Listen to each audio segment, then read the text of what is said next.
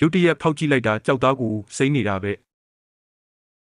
တစ်ဖက်ကန်းကထဲမတွက်ဘူးဒီတပွဲကိုထဲမတွက်ဘူးလို့ပြောလိုက်တယ်တစ်ဖက်ကန်းကသူ့ရဲ့တစေမျက်လုံးမသုံးလိုက်ရလို့ထဲမတွက်ဘူးလို့ပြောနေတဲ့ကောင်လေးကညစ်ချင်တာပေါ့လေမျက်ပြူးကောင်ကခုနကကြတော့သုံးပွဲတောင်ငါတို့နိုင်ထားတာဘာလဲခုမှတပွဲနိုင်တာအနိုင်ပေးစရာလားဘာလားပေါ့မင်းလည်းသုံးပွဲပြန်ရမယ်လို့ပြောနေခဲ့တာပေါ့အားလုံးကလည်းသုံးပွဲပြန်မှုပြောကြားနေခဲ့ကြတာပေါ့နှက်ခမ်းမွေးကလည်းသူလည်းအဲ့လိုပဲထင်နေတဲ့ကောင်းလိုက်တဲ့ဘိုးတော်ပါကြီးပဲရိုက်ပစ်လိုက်ချင်တဲ့ကောင်လေးကတော့သုံးပွဲပဲမလားပြိုင်စုပြအိုင်ဘောလို့ပြောလိုက်တော့ဟိုကောင်ကချက်ချင်းပဲကောင်းပြီလေတဲ့ဒုတိယပွဲကတော့မင်းရဲ့အသက်တစ်ချောင်းနဲ့တင်မလုံလောက်တော့ဘူးလို့ပြောတော့ကောင်မလေးကသူ့လေပင်ကဆွဲထားတဲ့ကြောက်စိမ့်ပြဟာ30မီလီယံတန်နဲ့ဒါနဲ့လုံလောက်ပြီထင်တယ်လို့ဝင်ပြောလိုက်လေတဲ့မျက်ပြူးကောင်ကဒါလည်းမလုံလောက်သေးဘူးလို့ဆိုတော့ကောင်လေးကမင်းကဘာထက်လုပ်ချင်သေးလဲမေးတော့နောက်ပွဲမှာမင်းရှုံးရင်ကောင်မလေးကိုအဝတ်စားချုပ်ခိုင်းမယ်လို့ပြောလိုက်တော့တယ်ကောင်လေးကလည်းဒေါသထွက်နဲ့ကောင်းပြီးမင်းလည်းရှုံးရင်အင်ဂျီချို့ရမယ်လို့ပြောလိုက်တယ်အပိုရီမပြောနဲ့ကြောက်ချခိုင်းလိုက်တယ်ဒုတိယပွဲကတော့ဒီကောင်ကိုလောင်းမယ်တဲ့တစ်ဖက်ကန်းကသူအရင်ကြည့်မယ်ဆိုကကြောက်နာသွားပြီးသူ့ရဲ့တစေမျက်လုံးကိုဖွင့်လိုက်ပြီးကြောက်ကိုတေချာကြည့်လိုက်တယ်ကြောက်သားအထဲမှာတော့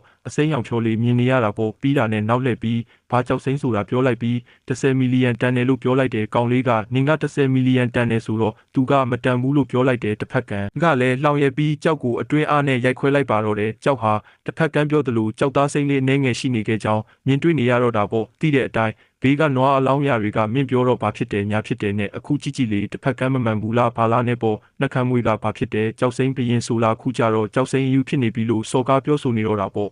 မျက်ပြူးကောင်ကကောင်မလေးကိုဘလို့လဲဆုံးပြီးဆိုတော့အင်ဂျီချုပ်လိုက်တော့လေတဲ့အကုန်လုံးကြည့်လို့ရအောင်လို့ဘေးကနွားကြီးတတိုက်ကလည်းအဝစ်ချုပ်ဖို့ဖိအားပေးနေခဲ့တာပေါ့ဒီချိန်မှာကောင်လေးကရက်လိုက်ကြမင်းတို့ပြောတာအရန်စောလုံးမနေဘူးလားဘသူကအင်ဂျီချုပ်ရမယ်ဆိုတာမသေးချာသေးပါဘူးလို့ဆိုကကြောက်တုံးကိုလက်ညှိုးထိုးပြီးဒီကြောက်ဟာတံမိုးလုံးဝနှရှိတဲ့ကြောက်လို့ထပ်ပြောလိုက်တော့တယ်ကြောက်ကိုဖျက်ဖို့ခိုင်းလိုက်ပါတော့တယ်ကြောက်ဖြတ်တဲ့ဆရာကတော့အပီးပြင်းကိုဖျက်နေပါတော့တယ်ဖျက်လို့ပြီးသွားတော့စပွဲပေါ့